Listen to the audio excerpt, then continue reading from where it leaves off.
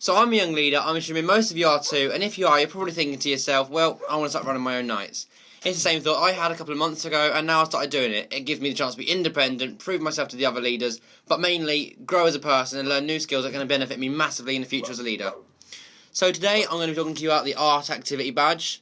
You can run nights that don't have to be badges, but badges are a great way to reward kids for what they've learned, and badge nights give you a clear guideline of what you have to do rather than you deciding it yourself. So I've got written down here the information that this badge requires, and I'm going to read it out to you. So to gain this badge, Cub Scouts, it's a Cub Scout badge rather than a Scout or Beaver badge, must complete 3 of the following. Only one of these should be done in the presence of a leader. That means at least one. If you want to do all 3, and you potentially could in one night, you can do, but only one has to be. So there's some that they could do on their own and just prove to you they've done, and then only one has to be done in front of you.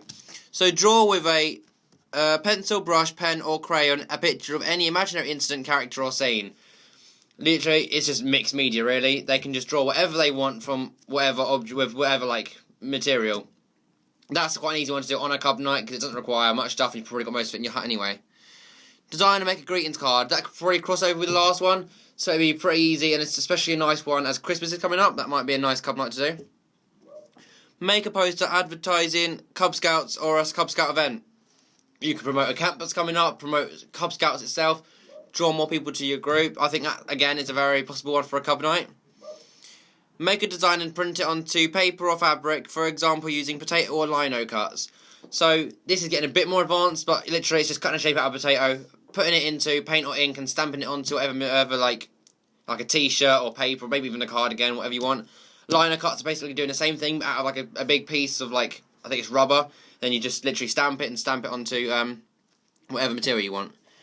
Design and make a decorative book cover. Again, slowly getting more advanced. For this one, I myself would just get plain white notebooks and get them to decorate the front of it. That's probably the easiest approach to take on that. There's no, it doesn't go into detail on that, so you probably could manage that one. Make a display of photographs on a subject that interests you. You could literally just do a Cub night, just photograph along, then make a nice photo gallery at the end and invite parents in to have a look. You could also use that as an opportunity to raise funds for your group, so you could do refreshments at the end or ask them for a donation to come in, anything like that. Photographs can get a little bit pricey to print out, especially if you're printing about a couple of hundred of them, so it might be nice to get back a bit of a donation for that. Make a video on a subject that interests you. I'm doing that right now. Scouting really interests me and I'm making a video on it. Your Cubs could do the exact same thing. It'd also be a nice thing to make a little audience and sit with parents down at the end to watch the video, because then it's got more of a purpose than just filming it for no reason. Design and build a model. Again, getting a bit more advanced. It doesn't really specify what, so it could cross on to the next point, which was make a model out of clay. I would probably combine the two, and again, that's something that could easily be done on a Cub night. And visit an art gallery.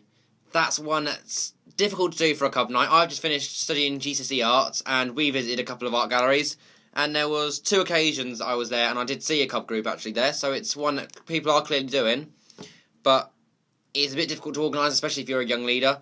If that's something you want to do for your badge night, you might want to ask another leader to help you with that, but you could do it on your own if you really think you're capable of that.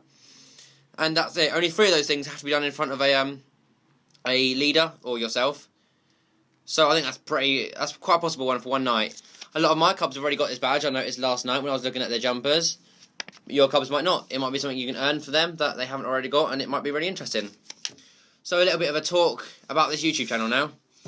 Earlier today I started a blog, which will now be going alongside this YouTube channel. You can find at iayl.blogspot.com, I think. I'll put a little link here, between the fingers.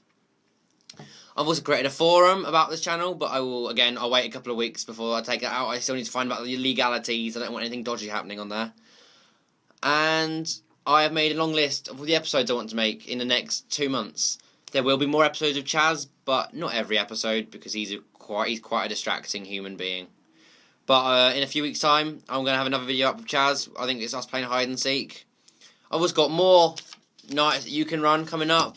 Another do's and don'ts video. And how-to, stuff that you can teach your group that aren't necessarily bad, but it might be an interesting night to run.